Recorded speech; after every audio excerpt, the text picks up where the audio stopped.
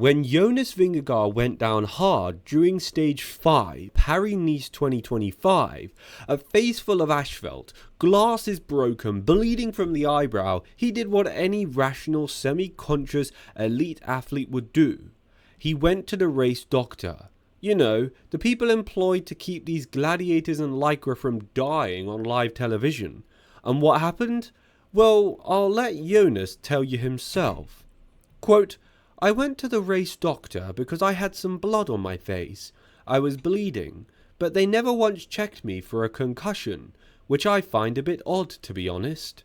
Oh, Jonas, that is a bit odd, but don't you worry. We're all a bit confused, so let's take a look closer, shall we? 1. The crash that started it all.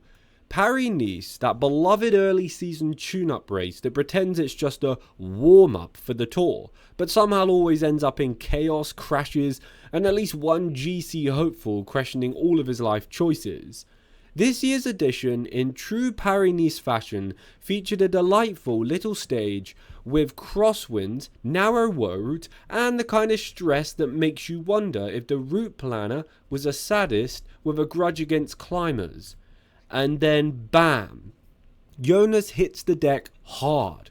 One moment he's drafting at 50 k's an hour, the next he's performing a face-first interpretive dance with the pavement.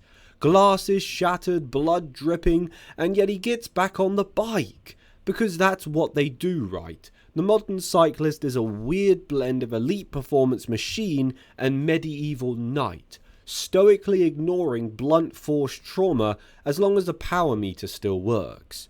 But here's where things get tricky. You crash, you bleed, you stumble over to the nice people with the medical kits, and then what happens? Apparently nothing. Jonas said, quote, it was visible that my glasses were broken. I had blood on my face, and I even had a little bit of blood here on the eyebrow. For me, that was a bit odd. That they didn't check me for a concussion. Odd, yes, Jonas. This is the word odd. Strange, curious, puzzling, bizarre. You're not alone. I'm thinking this as well. 2. How is this still happening in 2025? Do these people not get paid to be medics? Are they all volunteers from some local sportif group?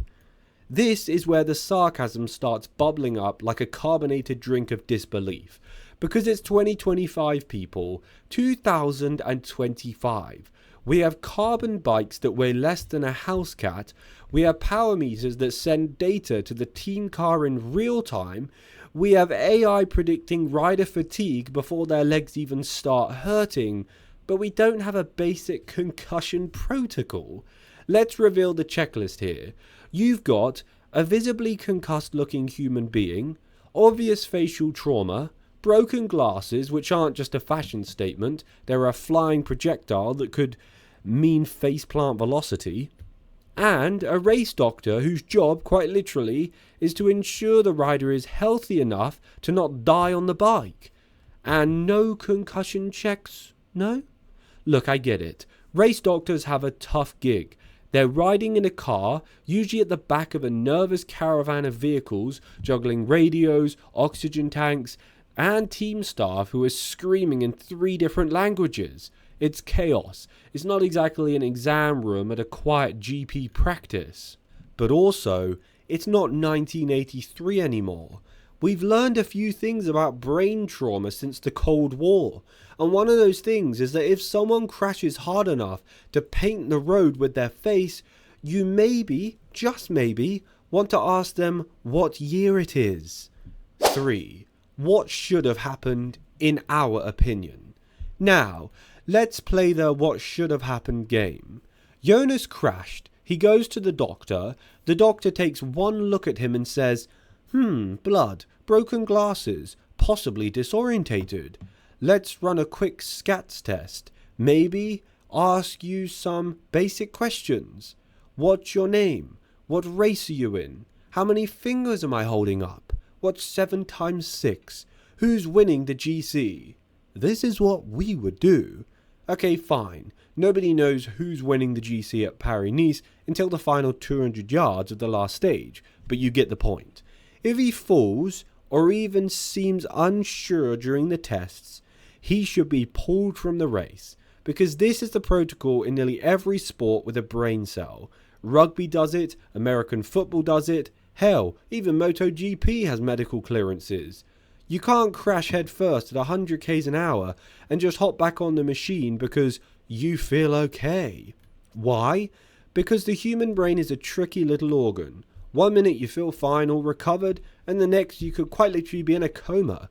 It doesn't always send you a formal notification that it's injured. It doesn't say, "Oh, hi body, sorry to interrupt your ride, but we're experiencing a mild traumatic episode and could use some rest right now."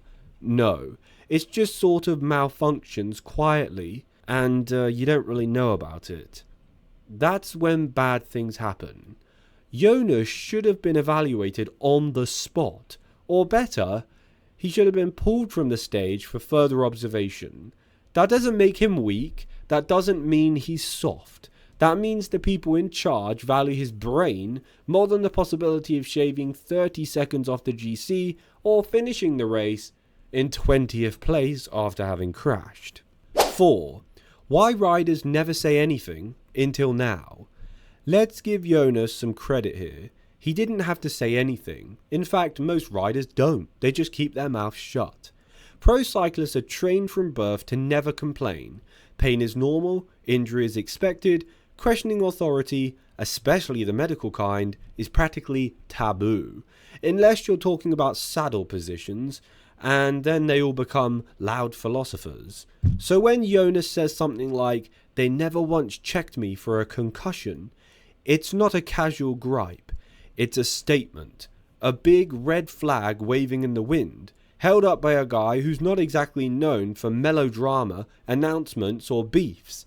Jonas is quiet. He's calm. He's boring. Jonas doesn't do hot takes, which makes this all more powerful. He's not ranting. He's just confused, baffled, genuinely wondering why no one thought it was worth asking if his brain was still functioning after he bounced off asphalt like a bowling ball. And that should worry everyone watching this video. 5. The unwritten rulebook of cycling toughness. Let's talk briefly about the cult of toughness in cycling. This is a sport that mythologizes riders finishing stages with broken bones, dehydration, or road rash that looks like they've wrestled a cheese grater. Fans love it, broadcasters glorify it, and somewhere along the way, common sense got dropped in a feed zone and never picked up again. There's this unspoken rule that says if you can move, you can race. Limping, ride. Bleeding, ride. Dizzy, definitely ride. Unless you're literally unconscious or in pieces, the assumption is, get back on that bike, buddy. But maybe this does need to be updated. We're not saying riders should be wrapped in bubble wrap. It's still cycling. It's still brutal. But there's a difference between being tough and being reckless, and sending a possible GC contender to the back of the race, or into a life-threatening situation. What do you guys think? Let me know in the comment section down below, and don't forget to subscribe to this channel if you're new here to stay up to date with all of the latest cycling news, cycling drama, and of course, cycling race results. Thanks guys, and as always, I'll catch you guys tomorrow.